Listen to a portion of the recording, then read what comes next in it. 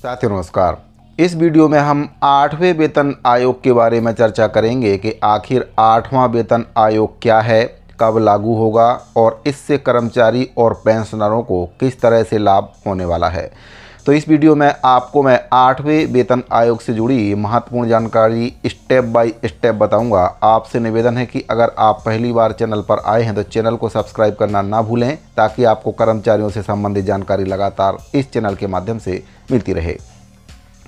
सबसे पहले आपके लिए जानना ये ज़रूरी है कि जो वेतन आयोग है वह क्या होता है। तो साथियों, मैं आपको बताना चाहूँगा कि वर्तमान में 7वां वेतन आयोग लगा हुआ है, जिसके तहत कर्मचारी और पेंशनरों को वेतन भत्ते का भुगतान सरकार के द्वारा किया जाता है। हर 10 वर्ष में एक वेतन आयोग को लागू किया जाता है। तो 8वें वेतन आयोग को लेकर अब केंद्र सरकार के द्वारा चर्चाएं शुरू कर दी गई हैं और हो सकता है कुछ वर्षों में 8वें वेतन आयोग को 7वें वेतन आयोग से प्रतिस्थापित कर दिया जाए।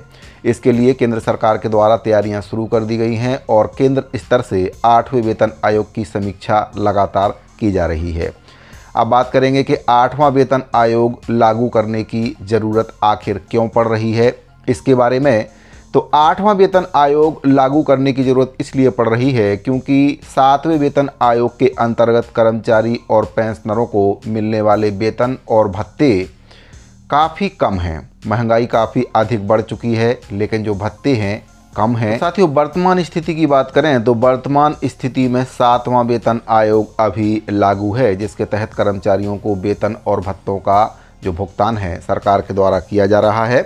7वां वेतन आयोग अब अपने कार्यकाल के 8 वर्ष पूरे कर चुका है और सरकारी नियमों के अनुसार अब केवल 2 वर्ष शेष बचे हैं 7वें वेतन आयोग के, जिसके बाद नए वेतन आयोग को लागू किया जाना है।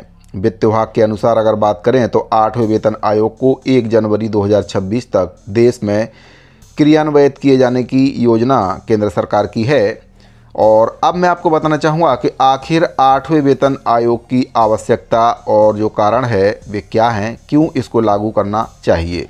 तो देश में 8वें वेतन आयोग की जो मांग है तेज़ी से बढ़ रही है और इसका मुख्य कारण है देश में लगातार बढ़ती हुई महंगाई, जिसने सरकारी कर्मचारियों के जीवन को गंभीर रूप से प्रभावित करके रख दिया है।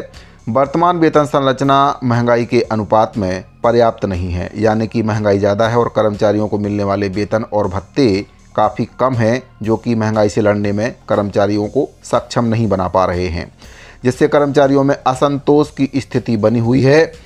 7वें वेतन आयोग के तहत मिलने वाली वर्तमान सैलरी कर्मचारियों की बुनियादी ज़रूरतों और अपेक्षाओं को पूरा करने में सक्षम नहीं हो पा रही है।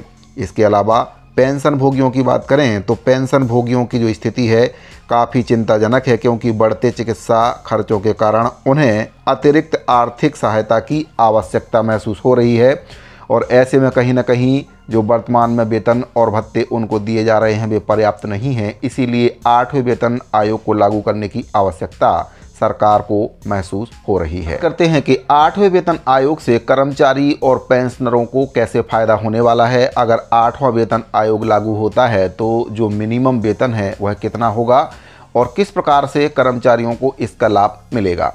तो साथियों, वर्तमान में 7वें वेतन आयोग के अनुसार जो न्यूनतम वेतन है वह 18,000 रुपये है। 8वें वेतन आयोग में कर्मचारियों के वेतन में महत्वपूर्ण वृद्धि का प्रस्ताव रखा गया है। वर्तमान में जहां एक कर्मचारी को न्यूनतम 18,000 रुपये मासिक वेतन मिलता है, वहीं पर अगर नए वेतन आयोग को लागू किया जाता है तो यह बढ़कर 34,560 रुपये तक हो जाएगा। पेंशन भोगियों की बात करें तो पेंशन भोगियों के लिए भी काफ़ी राहत की खबर है, क्योंकि जो न्यूनतम पेंशन है वह बढ़कर 17,280 रुपये प्रति माह तक पहुंच जाएगी। इसके साथ ही महंगाई भत्ते में भी 7वें वेतन आयोग की तुलना में पर्याप्त वृद्धि की जाएगी, जो कर्मचारियों को महंगाई से राहत प्रदान करेगी। 8वें वेतन आयोग को लागू करने के लिए एक विस्तृत योजना तैयार की जा रही है। यह आयोग देश के सभी राज्यों में एक समान रूप से लागू किया जाएगा। वित्त विभाग इससे संबंधित सभी आवश्यक प्रक्रियाओं को पूरा करेगा। सरकार का लक्ष्य है कि 2026 तक इस आयोग को पूरी तरह से कार्यान्वित किया जाए।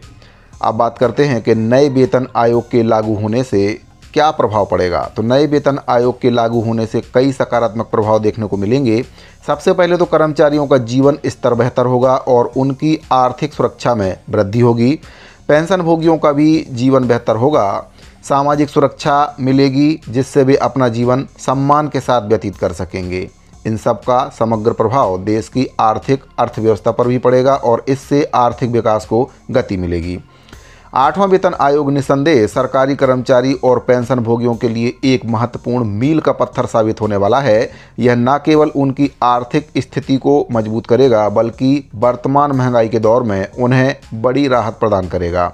हालांकि इसके लागू होने में अभी कुछ समय बाकी है और कर्मचारियों को 2026 तक इंतजार करना होगा, लेकिन यह प्रतीक्षा निश्चित रूप से फलदायी होने वाली है।